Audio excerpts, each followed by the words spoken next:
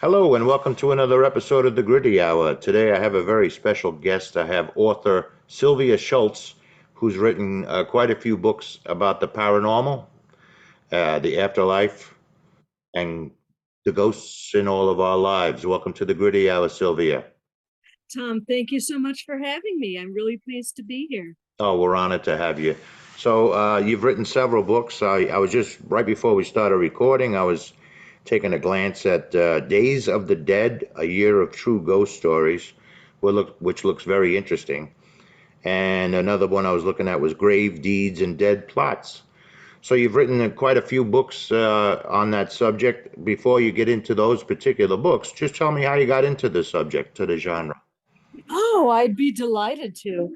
I have always absolutely adored true ghost stories, and I've also absolutely adored history.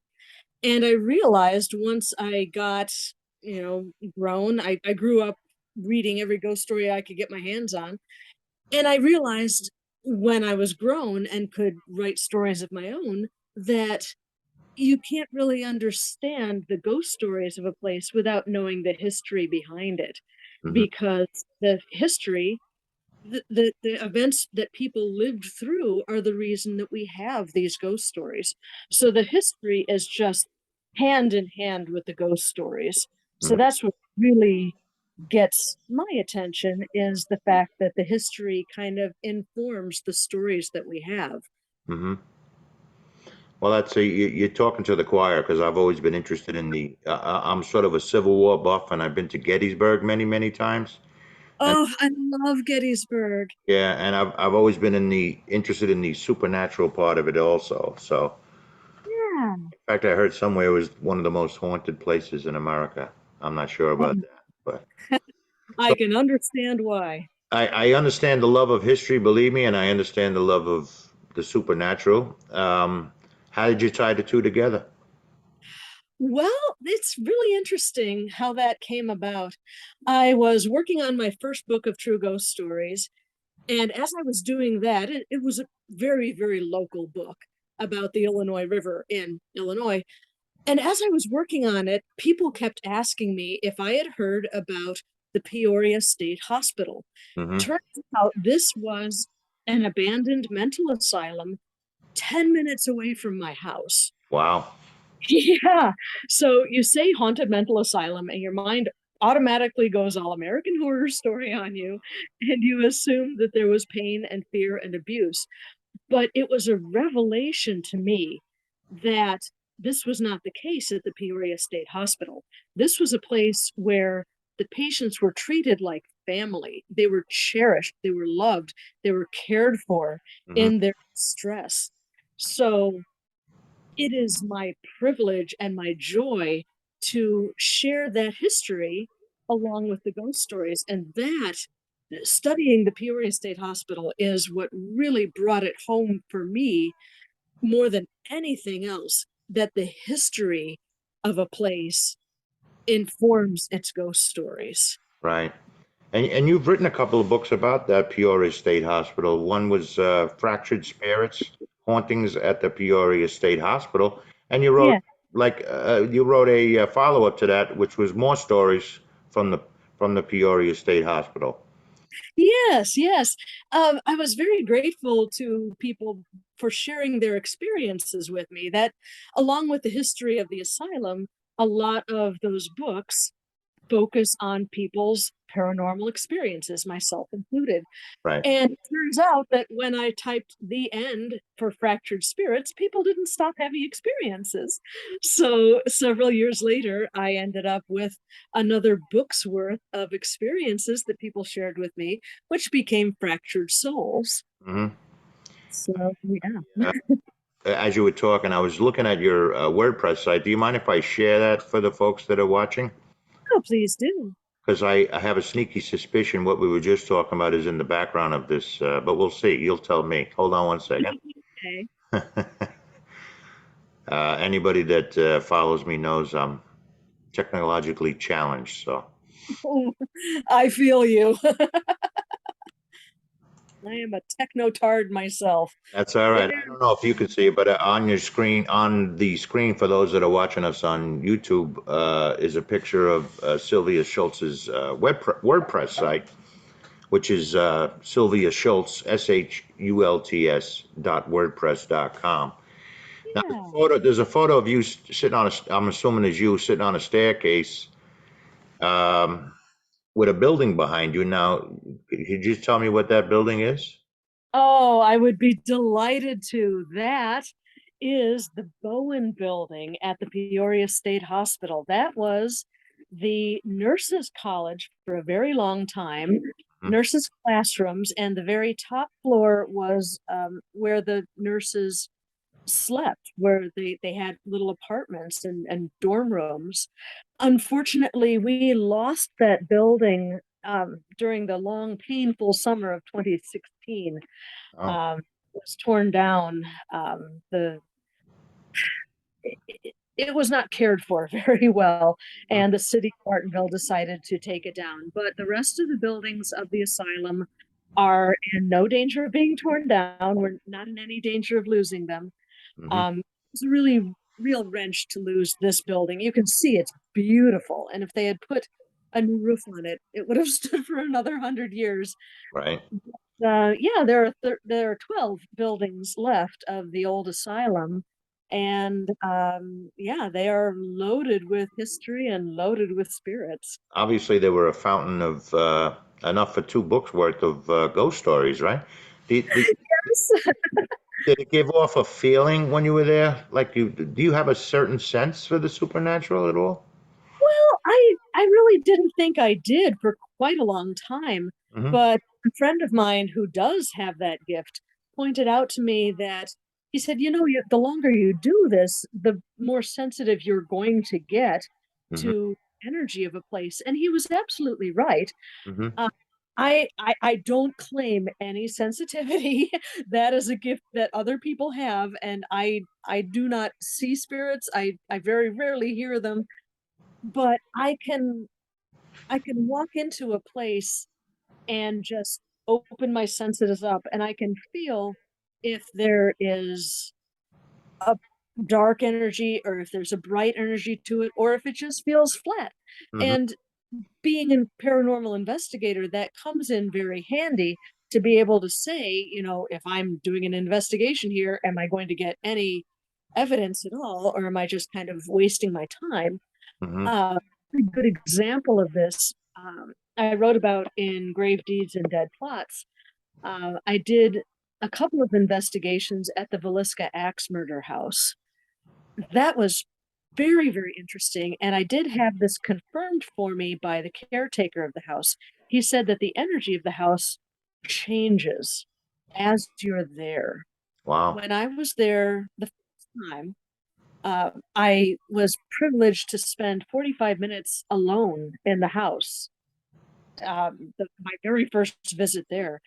And as I was walking around this house, now, for those of you not familiar with this, the Villisca Axe murders were, it happened in 1912, June 10th, 1912. And someone, we don't know who, was in the house of Josiah and Sarah Moore, and they crept out from a hiding place in the attic and slaughtered Josiah and Sarah, their four children, and two other children that were staying there. So eight people within less than an hour were dead, Wow. hacked to death. I mean, their faces obliterated by the blunt end of a hatchet. Wow. So very gruesome time. Hmm. So when I was in there by myself, and that first evening, I was walking around the house and opening myself up to this energy. And it felt, this is going to sound very strange to anyone not familiar with it, but it felt very comforting. It felt soothing. It felt like a house where four children were being raised with love and caring. Felt like a happy family home. Now, the murders were discovered the next morning when a neighbor realized that the Moores were not up and about their morning chores, and the um, Josiah Moore's brother, Ross Moore, came over and found everyone in bed dead. Wow. So yeah, very horrifying sight to come across. Hmm. And that happened the next morning. It was discovered. So I spent the night there, slept quite well, didn't wasn't bothered by anything. But and then I was given the responsibility of locking the house up the next morning. So I took the key, I packed up all my stuff, rolled up my bedroll and put my bedroll and pillow in the car, and took the key and went to lock up. And there was another picture that I wanted to get upstairs in the house. So I went upstairs and the energy felt a little different in the morning.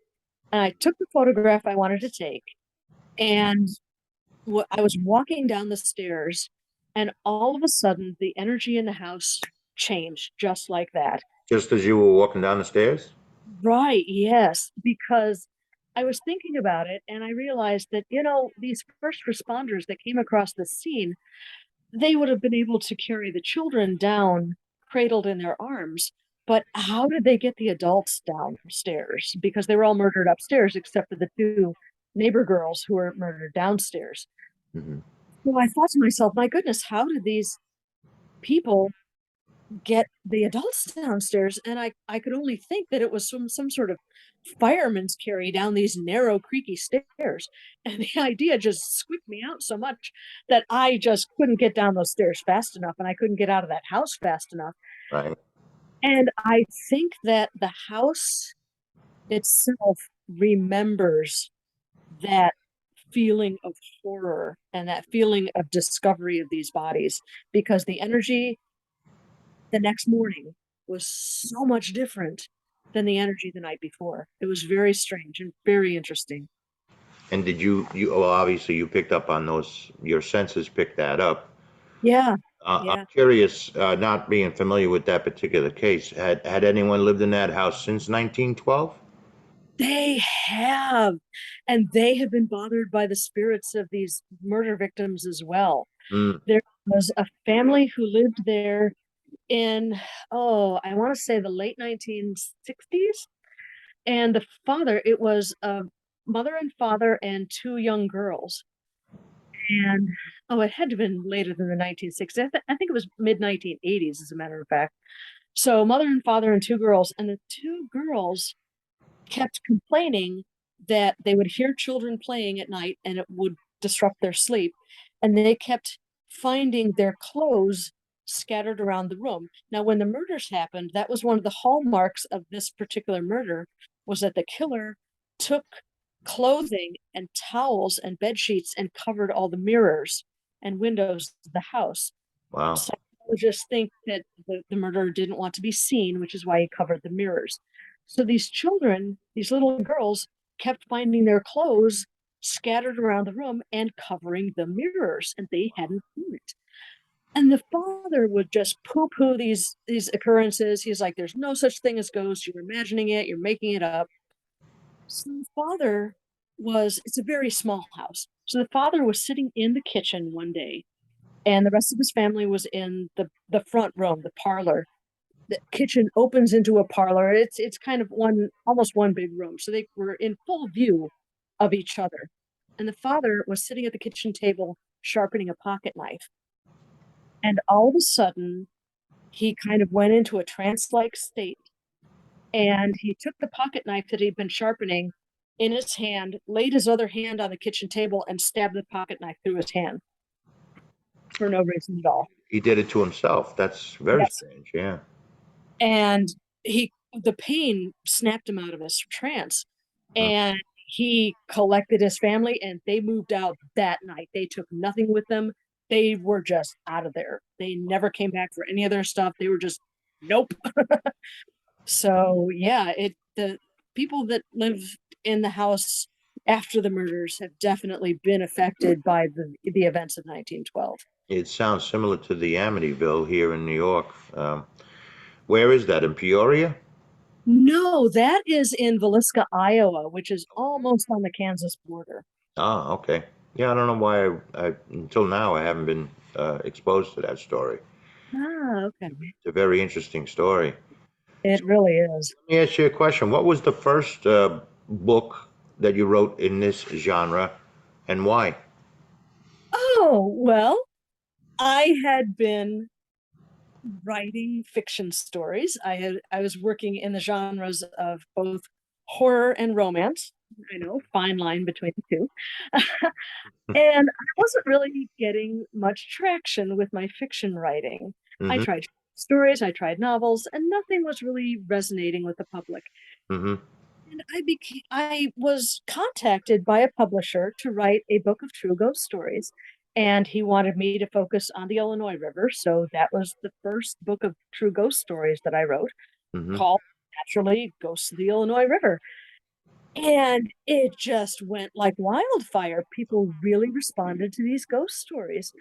So I thought to myself, my goodness, I've always loved ghost stories, and here's my chance to share ghost stories with my reading audience. And I've just never looked back. I absolutely love doing these collections of true ghost stories. Very good. Yeah. And then that was followed by the books on Peoria State Hospital, which is such a rich vein of both history and paranormal stories. And Mm-hmm. people are always interested in that.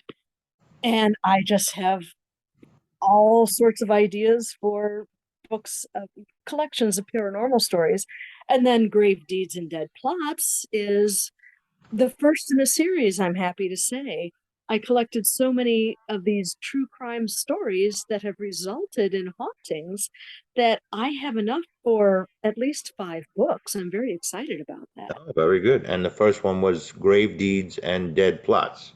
Yes. Yeah, I understand. Okay. So you have to do a lot of research to get a book like that together. I'm assuming you have to research the crime, all all the various aspects around the crime and all that stuff. Do you go anywhere and everywhere to research these things? I do. I've been very privileged to do quite a bit of traveling to research these stories. Not all of them, unfortunately, but yeah, I have been on site for several of them, which is very exciting. Mhm. And yes, it does take a lot of research and for a book like this because you have to research not only the actual crime, but also the ghost stories that have resulted from it, the paranormal aspects of what occurred. So it's a lot of work, but it's a lot of fun. Yeah. To those that are watching us on YouTube, I'm scanning through her WordPress as she's talking, and I came across a title, Sylvia, called Spirits of Christmas, The Dark Side of the Holidays. I'm, Oh my goodness, that book was ridiculous amounts of fun to write. I was going to say, I'm curious what one or two of the tidbits in that book are. Oh boy. Well, I I decided I started collecting all of these stories about ghost stories that happened in December or on Christmas Eve or on Christmas Day. Mhm. And I realized that I had so much material that I had to break it down into sections. So one section is all about the Victorians' way of celebrating Christmas because the Victorians loved ghost stories at Christmas. The Victorians were all about the supernatural and ghost stories anyway. Mhm. And it became a tradition in the Victorian era to tell ghost stories, not necessarily just at Halloween, but at Christmas too, because it's a very dark time of the year and it's the perfect opportunity to huddle around a fire with something nice and hot to drink to hand and tell ghost stories. So it became a thing.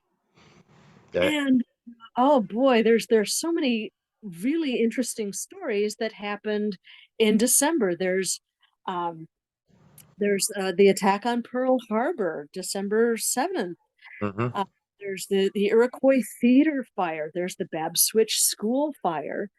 All sorts of things the tragedies that happened in December. There was a story that I included. It didn't happen in December, but it has very much to do with Christmas. It is the sinking of the Ruse Simmons.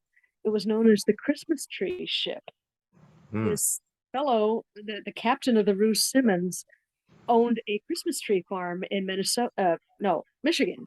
Michigan. And Okay. Yes, yes. And he would take his ship up to his Christmas tree farm, harvest his trees, and load them onto his ship and bring them back and dock in the ports at Chicago Ah, on Lake Michigan. mm-hmm, And he was so sweet. He was Captain Schuneman was his name, and he was so generous. He would make sure that if a poor family couldn't afford a tree, he kept back a few trees just to give away mm, for people who couldn't afford a tree.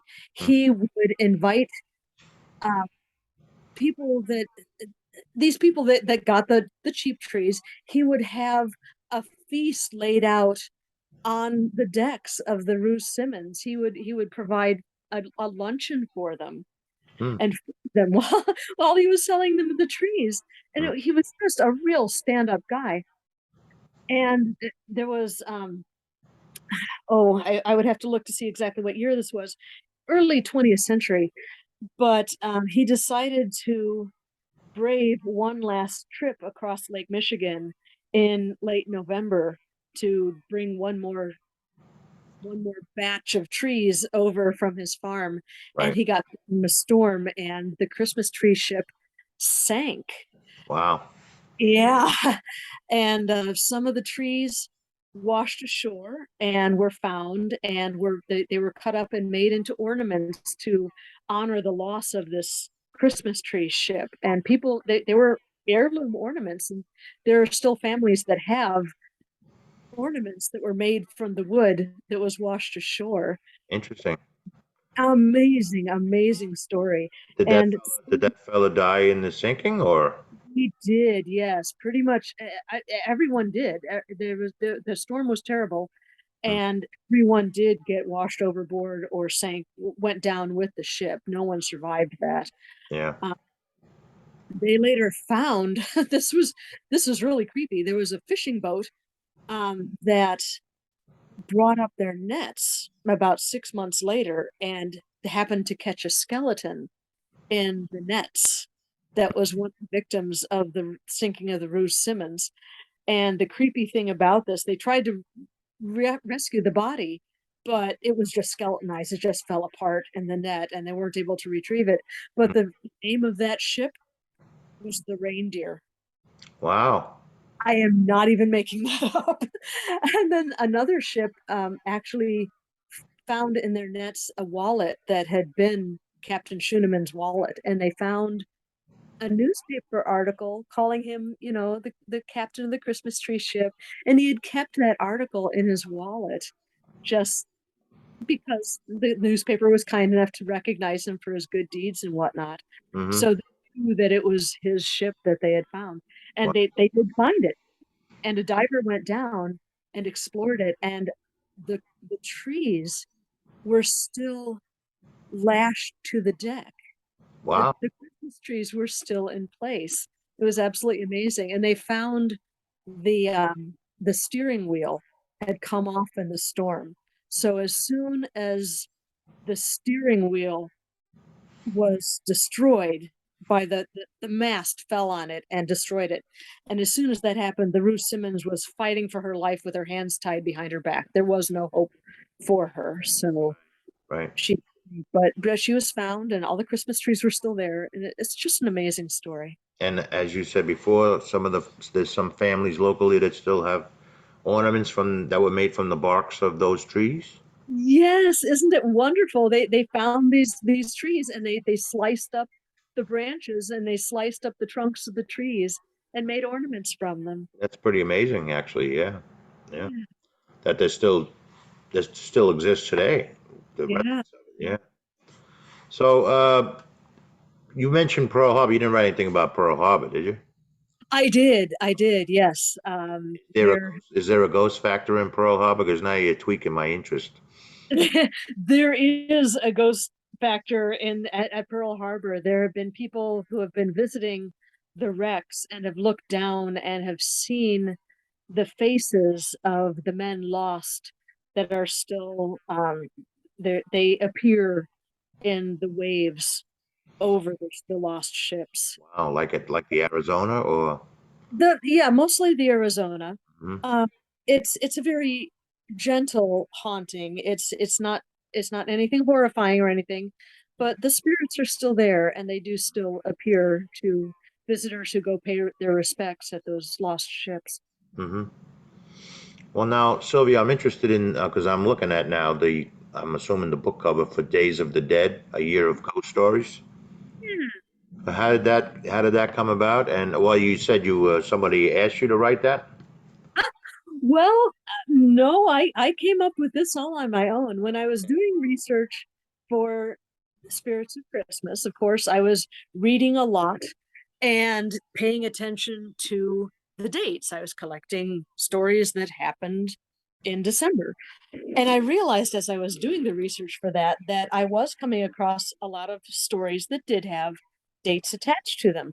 Hmm. So I thought, how fun would it be for me to do an almanac, a book that included a ghost story for every single day of the year. Wow. And it took me 2 years of research and 14 months of writing, but I managed it. I found a ghost story for every single day of the year, including leap day, as a matter of fact. And I think I should get bonus points because I did not use the St. Valentine's Day Massacre for February 14th. That would be too obvious, right? Right, right. That's low hanging fruit. I decided to go with a different story for that. Interesting. And then, so what is it like it reads like a calendar, or how does it read? Is it like a chapter per day, or? Well, it is definitely a chapter per day. It's arranged, obviously, according to the calendar. Hmm. It's off on January 1st with a Santika nightclub fire and goes all the way to December 31st. There's a little girl ghost who appears in her uh, over the grave where she's buried, appears as a blue light in the last minutes of December 31st every year. And in between, there's a ghost story for every single day.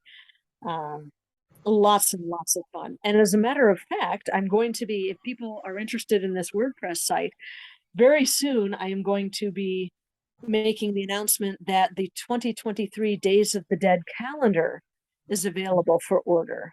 Wow. Okay, cool. Well, I'm gonna in a minute show your because I think all of your books are available on Amazon among other places, correct?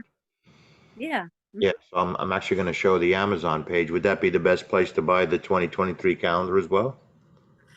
No, Amazon does not carry that. Okay. In order to get the calendar, you should order directly from the website. There's a Okay. contact me button at the top of the page, and just hit that. That comes right to my email, and you can get a hold of me using that link. That's perfectly fine. They are available on Amazon.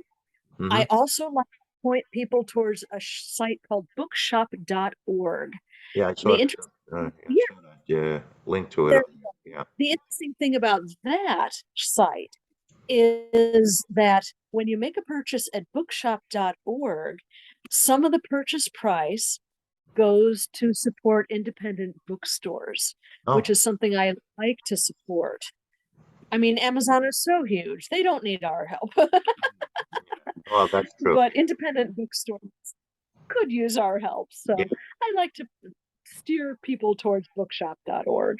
and I'm sure quite a few of them stock your book at the independent shop. They do. They are very gracious about that. And I really appreciate the fact that independent bookstores support a local writer. Yeah, and if you want to, it's too easy a pun to say kill two birds with one stone. If you want to support your local bookstore and purchase one of Sylvia's books in your local bookstore, I've learned this from interviewing other authors. Go into your independent bookstore, and if they're not stocking Sylvia's books, tell them you want them, and they generally will order them to have them available right in your town. Absolutely. Well, that's cool. Bookshop.com, it's called bookshop.org. Excuse me. Yes, sir. Yeah, Yes. sounds like a worthy endeavor. Yeah. So, Days of the Dead is coming out with a calendar for 2023. It'd be a cool That's thing to have. So, what is it? Each day has a a little blurb of a ghost? Oh, I wish I could get that detailed, but no, it's per month. Oh, There's per a month. story Okay. every month. So you Yeah. have a little ghost story for every month of the year.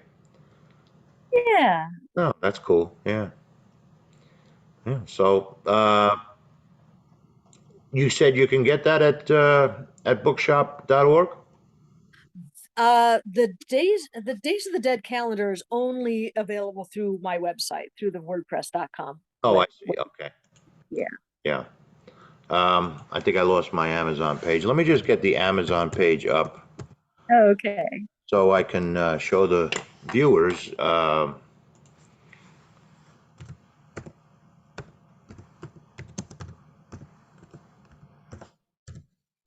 the various books that you have available on Amazon.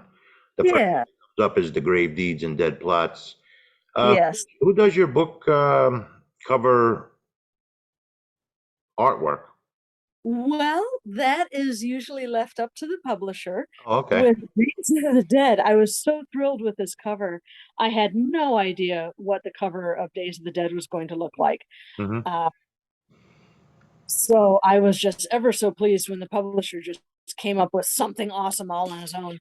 With Grave Deeds and Dead Plots, I was talking about this. This is the first true crime related book that I have done, and a little bit outside my wheelhouse, but I'm really enjoying it. So I was talking about it with a friend, and he suggested on the cover, why don't you have like a folder with crime scene photos spilling out of it?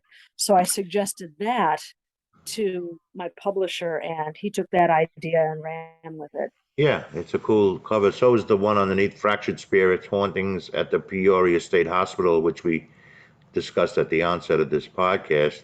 Yeah. A cool looking book cover. Well, thank you. Thank you. My husband comes up with all my book titles. He's my title guy. Oh, okay. All right.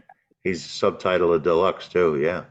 And Yeah. I should point out that's available for free if you want to try Audible, which a lot of people have already, but you can read the book for free with a trial of Audible through Amazon. Right, yes. Yes, a couple of my books are available on Audible. Hmm. Uh, there is another book associated with the asylum. There aren't Fractured Spirits and Fractured Souls are collections of people's experiences there. Hmm. But there's also another book in that sort of asylum series called 44 Years in Darkness. And that is actually the story of one of the patients at the Peoria State Hospital, a woman named Rhoda Derry. Hmm. And her story was so compelling and so amazing that I knew she needed her own book. And that has also been turned into an audiobook. And I the audiobook reader told the publisher, and the publisher shared with me that the reader was so overcome with emotion when she was reading that book that she broke down in tears a couple of times. It's a very powerful story. So 44 Years in Darkness? 44 Years in Darkness, Yeah, yes. I see that on your, well, that takes you to the Amazon page for the book, yeah. Yeah, True yeah. story of madness, tragedy, and shattered love. Right. And there is a Kindle edition of that. And again, you can read that for free if you want to do a trial run of Audible through Amazon. Yeah. It's available in paperback also. Is that person read the book? I'm sorry? You were mentioning the subject of the book, read the book? Oh, goodness. I wish she had the chance to read it, but no, she passed away in 1906. Oh, well, Right. all my twiddling around on the websites. What were you talking about that read the book and broke down in tears? Oh, the reader of the audiobook. Oh, I see what you're saying. Okay. Yeah, Okay. Sorry yeah. about that. Yeah. Oh, no worries, no worries. No, I am told that Rhoda knows about the book, and she is very grateful to me for writing the book, but she has not actually read the book. She's heard her story. I've told her story at her gravesite many a time. Hmm. Uh, but yeah, she's aware of it, and she knows that I am sharing her story with people, and she's very pleased about that. Very good. That's believe me, that's good to hear. Now, what is this? You had mentioned earlier in the podcast the hauntings at the Peoria State Hospital. You had so much stories from there that you wrote a follow-up book to that, which is what I'm looking at now. Fractured Souls, more Yeah, hauntings at the Peoria State Hospital. right. Yeah. That is another look at further history and another examination of people's experiences there. Hmm. Like I said, people kept having experiences, and I myself kept having experiences on my many visits there. Hmm. So I had enough material for a second book, and it's in that book that I write more about a spirit in the basement of the Pollock Hospital, which was the tuberculosis ward, a spirit, Chris, whom I've actually become quite fond of this spirit, and with the help of a psychic medium, because again, I don't see spirits, I don't hear them. Right. I would love to, but I don't. And but with the help of a psychic medium, I have been able to have conversations with Chris. Hmm. And so he and I have, it's strange to say, but we've become friends. So it's a very special thing to have a spirit as a friend. During one of our visits, I I said, "Okay, now if you're not allowed to answer this question, it's okay, but I'm just wondering, what is heaven like?" And he said, "When you get here, I'll be waiting for you. Just look for the tall guy with the dark curly hair." Wow. Very interesting. So that it touched me so much. That's one of the nicest things anyone's ever said to me. Have you ever And felt fear when a situation like that happens? oh, no, no, I've been very lucky. Hmm. I not I've been nervous in situations in paranormal investigation situations. I've felt nervous, but on no occasion have I ever felt outright fear. Hmm. I'm lucky in that mostly the place I go is the Peoria State Hospital, and I'm familiar with the spirits there, and I know they mean me no harm. There was one, well, this was at the Velisca house. I was in the attic, which is where they think that the murderer hung out for a while. They think that he broke into the house while the Moores were at church on a Sunday evening for a children's program, and that the murderer hid in the attic for hours and hours, waiting for everyone to go to bed. And then in the wee hours of the morning, he snuck out of the attic room and did his slaughtering. Mm. So I was, again, in the house by myself for the first 45 minutes of that first investigation. And I was in the attic and I was recording because I have my own true ghost story podcast called Lights Out. And I was recording for Lights Out, and I looked above me in the attic and I realized that the roofing nails were poking into the ceiling of the attic. And if you stood up, if you were tall, if you stood up too quickly, you could open your head and give yourself a nasty cut on these nails. And I said that aloud. I said, "Boy, you'd have to be careful if you were hiding in here. If you weren't careful, you'd stand up. Someone could really hurt themselves on these nails." Hmm. And as soon as I said that, like we were talking earlier about being sensitive to energy, Right. as soon as the words were out of my mouth, someone could really hurt themselves on these nails.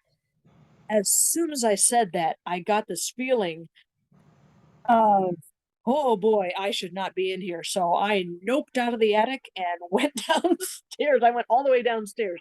I just could not be upstairs anymore at that point in the time. Wow. But yeah, that was a very strange feeling. I've never, it's very rare for me to be even nervous about an investigation, and I don't think I've really ever been scared. I've had a couple of jump scares. You've had a couple of what? Jump scares. Oh, jump Uh, scares. jump scares, yes. I was with a couple other investigators in the basement of the Pollock Hospital at the Peoria State Hospital. I just mentioned that and the tuberculosis ward. And we were sitting in a little room off of, it's in the basement, it's the electrical room, it's off of the cold storage room. And we were sitting around, all four of us were sitting in a row in chairs and doing a spirit box session.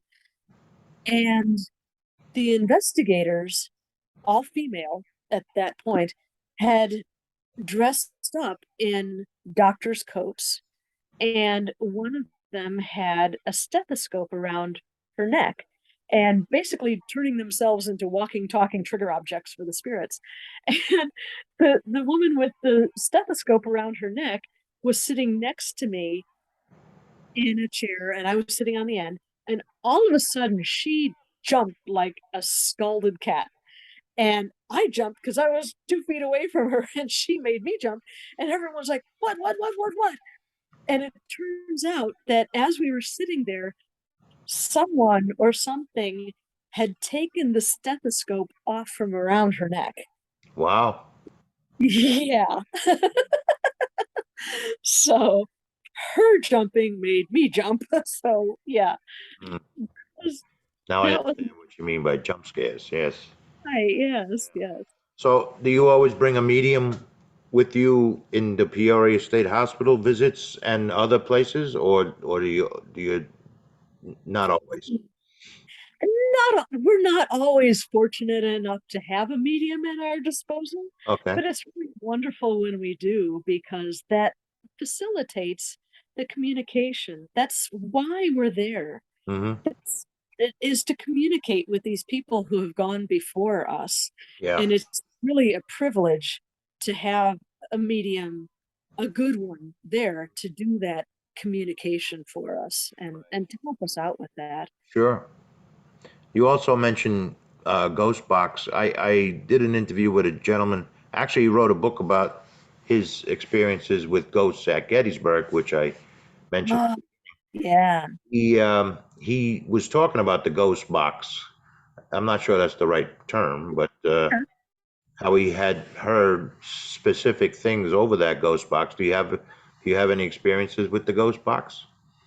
Oh, yes. It's really fascinating Hmm. when you can start up a conversation with a spirit and they will actually respond using the ghost box or the spirit box, Frank's box, whatever you want to call it. It's sometimes referred to as a Frank's box because Frank is the name of the fellow who invented this tool for us to use. Hmm. Um, I I'll get a little personal here Hmm. with our listening audience. I have a very dear friend named Liz Nygaard, who is a very powerful spirit medium, and she enjoys working with the ghost box. Again, as a tool to facilitate this communication. Right. And she shared something with me. I lost my father to COVID last November. Oh, I'm sorry. Thank you. It was completely unexpected. We didn't even know he was in the hospital until we got the call that he had passed. And then his wife passed along with him a week and a half later. So we lost both of them within 2 weeks. It was Oh, very traumatizing. I'm very sorry to hear it. Oh, thank you. Thank you. It's been a journey. Hmm. Um, but I kept asking Liz, I kept asking, have you heard from my dad at all? Have you heard from my dad at all? And she is a good enough friend and a responsible enough medium that she would never, ever tell me that she had made contact with my father when it hadn't happened. She would not shine me on like that. Right. Right. Right. So a few months ago, this is in the early summer, late spring, early summer, she said, we were talking on the phone and she said, oh, by the way, your dad came through the spirit box. I said, oh, that's wonderful. What happened? Tell me what he said. So Liz said, well, I was sitting there doing the spirit box and we were asking spirits to come through. And she said, I didn't know what your maiden name was. I just know your married name, which is Sylvia Shults. So she said, well, I'm looking for Sylvia Shults's father. She said, I was kind of fuzzy on your father's name. She said, I'd like to speak with Sylvia Shults's father. And a spirit came through And he was very reserved, and he said, "Who are you, and how do you know my daughter?" And I said, "Oh, that is so Dad. That is absolutely in character for my father to say." And Liz explained. She said, "My name is Liz, and I'm a friend of Sylvia's. We've been friends for years. We do paranormal investigations together." And she introduced herself to my father. And once she introduced herself, he unbent, he relaxed, and he was like, "Oh, okay." And he started talking to her about how wonderful heaven was and how happy he was, and for me not to be sad because he was happy and well on the other side. And it was just so much in character. And Liz said, your dad sounds like an English professor. He wasn't, but he does sound like an English professor. I said, I'm convinced you talked to my father. Absolutely. I thought you were going to say he mentioned your maiden name, Yeah, yeah. And but it so sounds like a very casual conversation. But it also gives you a little. It must make you feel good when he says he's happy where he is. yeah, yeah, it was really, really an amazing experience, even hearing it secondhand. Hmm. So I was very grateful for that. Hmm. Well, I hate to swing into this, but the next thing down on this list that I'm going through your list of books that you have available on Amazon. We've been talking about the good ghosts, you know. We've been talking about the Caspers.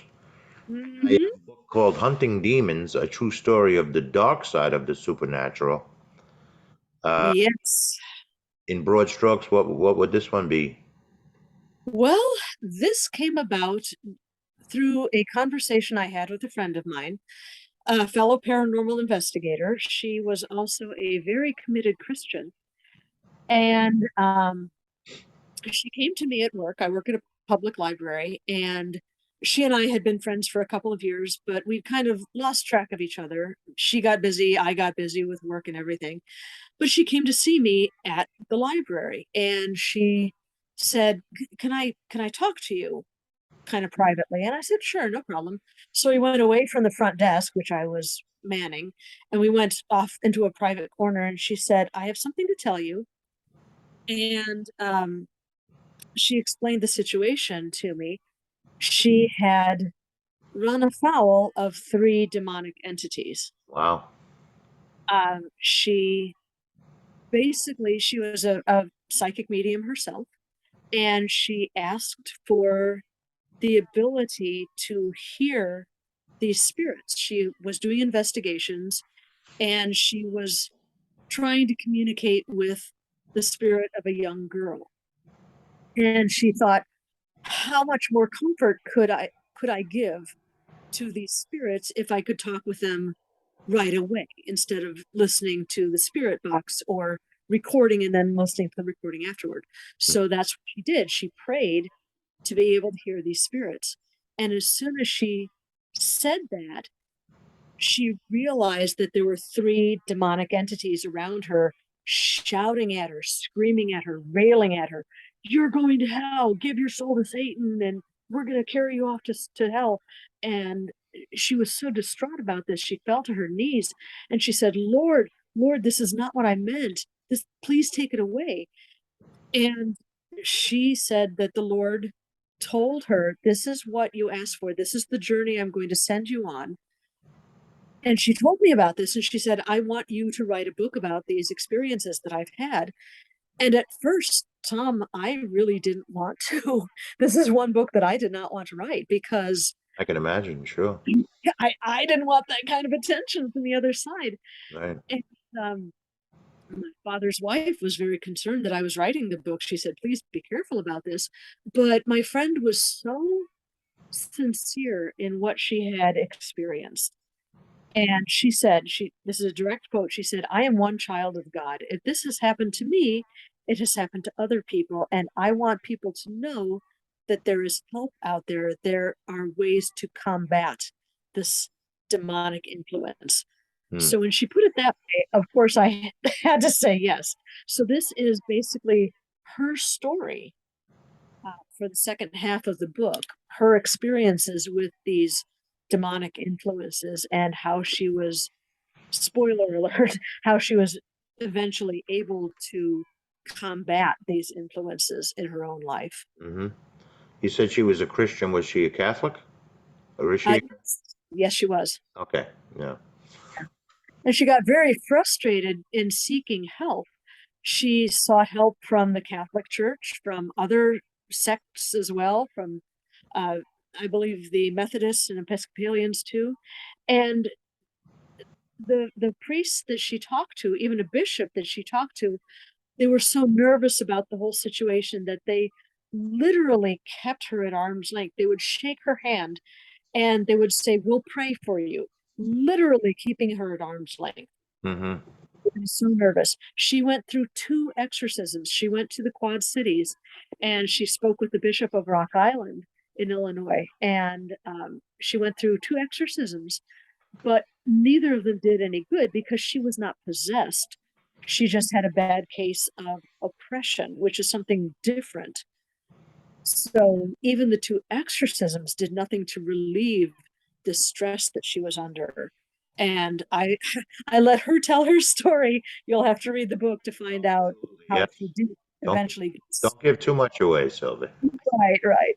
But you'd be shocked. I think a lot of people, well, you wouldn't be, but I think a lot of the pedestrian people that have a pedestrian interest in this would be shocked how many exorcisms are performed in this country. Oh yes. Yes. And the first part of the book is a very interesting look at uh, demons in science, demons in music, the difference, and this is fascinating. I did not know this before I wrote the book. There's a big difference in the attitudes towards demons in Western and Eastern culture. This was great. Um, in Western culture, we always think that the a demonic influence is something you have to seek out. You use a Ouija board, you listen to hard rock music.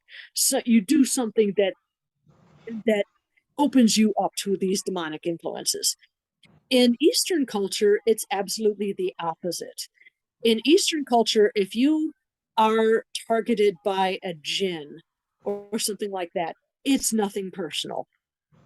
You may have been standing next to an open window and thrown a pot of boiling spaghetti water out the window and accidentally hit a jinn and gotten on the jinn's bad side. Mm, It's not anything. It's not anything you go out and seek and open yourself up to. It's nothing personal. mm, And the interesting thing about even going even farther to the east in Oriental, not Near East, not Middle Eastern, but Oriental cultures like Japan and China, they have an even different attitudes towards demons. In the Buddhist tradition, demons are simply aspects of yourself that you need to work on that cause you stress. mm, There's a lovely story about a Buddhist monk, a female Buddhist monk who was meditating so hard one day in the temple that she levitated and floated out the window of the temple and lodged in the branches of a tree next to a pond. Now, the pond was the home to a naga or a water demon. And when the water demon realized that this monk was in its tree, it wanted to attack her. And the monk offered herself as food for the demon. And the demon was so impressed by this that he made the promise, and he made all the other water demons in the area promise to be the protectors of this monk and all of her followers. And the moral of that story is, if you are attacked by a demon, question it, ask it, what do you need? How can I feed you? If you are attacked by a demon of alcoholism, ask it, why are you attacking me? What are you seeking? How can I ease your pain? mm. How can I work on myself to ease the pain of this demonic entity that I'm feeling? Mm, that's a So it's pretty interesting. absolutely different Hmm. to culture. Yeah. It's really fascinating. Sylvia, I've used up a lot of your time tonight, but I wanted to just ask about the last thing on this list that I see, the ghosts of the Illinois River. Yes, that was the first one. That was the one that started it all. Cool. Hmm. And you just stories from up and down the river? Exactly, yes. It basically follows the river north to south. Some of those stories are historical, some were gifted to me, and some are from my own experiences as an investigator. Hmm. It must be satisfying to someone obviously has an interest in the supernatural, but also would you consider yourself as an historian, right? You have, Oh, yeah. absolutely. So you actually touch two areas of interest in one shot. I think so. And it's wonderful to see how the history and the paranormal dovetail. Hmm. Hmm. So I would recommend, I was going to recommend a place to start for our listeners and viewers. I was going to say Days of the Dead, A Year of True Ghost Stories would be a nice intro to Sylvia's work. What do you think, Sylvia? That's a great place to start. Yeah, Yeah, you get a ghost story for every day of the year. You get an introduction to my writing style, and if you dig it, look up some other books. yeah, like Yeah. grave. The other one I'm interested in is Grave Deeds and Dead Plots. Yes. I think I'll start with because I'm introducing myself to your work, so I think I'm going to start with the Days of the Dead, A Year of True Ghost Stories, and then move right into Grave Deeds and Dead Plots.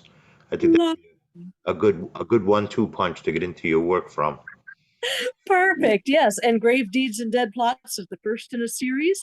There are more to come. And I will, if you guys keep reading them, I'll keep writing them. Sounds great. It's a good deal. I again would recommend you check out sylviashults.wordpress.com. You'll see a lot of her work on there. You also have a cool feature on what I learned today. I learned. Yes. Yes. I read so much and I keep running across these wonderful little tidbits Hmm. of factual nuggets and I just had to start sharing them. So I thought, you know what? Every Monday morning I'll post one of these on the site and I also post them on Facebook so all my Facebook friends can see them. Yeah, So I've just had oodles of fun finding these little tidbits of knowledge yeah, and sharing them with people. yeah. It's cool to check those out, and it gives you a little glimpse of her writing style, and also you can tell she writes as well as she tells these stories as you've been exposed to tonight. We appreciate your time tonight, Sylvia. Oh, thank you, Tom. It's been an absolute pleasure. It's getting dark out, so I'm getting scared, so I got to wrap it up. But so again, below in the show notes, you'll see the link to sylviashultz.wordpress.com. And you had mentioned briefly that you have a podcast yourself called Lights Out. Yes, yes. At the beginning, at the top of the page for the WordPress site, there is a link. Again, like your show, I am all over podcast platforms, Spotify, iHeartRadio, Apple Radio, whatnot. And I also do have a pardon me, I do also have a YouTube channel.